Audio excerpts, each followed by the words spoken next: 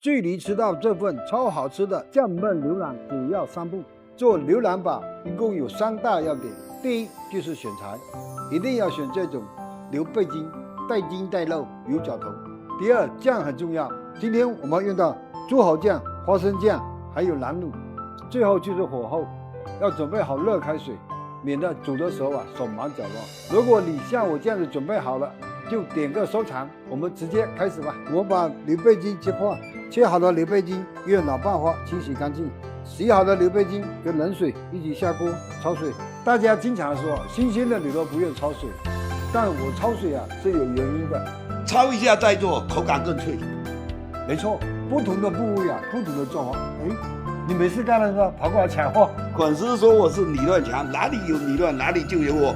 你们说是不是？是的话给我点个赞。撇去浮沫，加入葱姜料酒汁，继续焯3分钟。然后时间到，给它捞起来，用温水冲洗干净备用。把锅烧热，加油，先放处理好的牛背筋，给它炒干。先倒入蒜头和姜片，继续炒香。炒香后，放入花生酱，放入南乳和放入猪蚝酱。猪蚝酱是焖牛腩的灵魂，调和百味不夺味。还是你有文化，我都叫它百搭酱。你们做焖菜的时候平时都可以加一丁点，不过北方好像没这个酱。真的吗？外地的朋友们，你们会吃猪蚝酱吗？评论区告诉我。炒香后，加入开水，加入生抽、老抽、冰糖，盖上盖子，烧开后转中火焖40分钟。时间到，最后撒上青红辣椒圈，软嫩劲道，真是压马，你们懂的。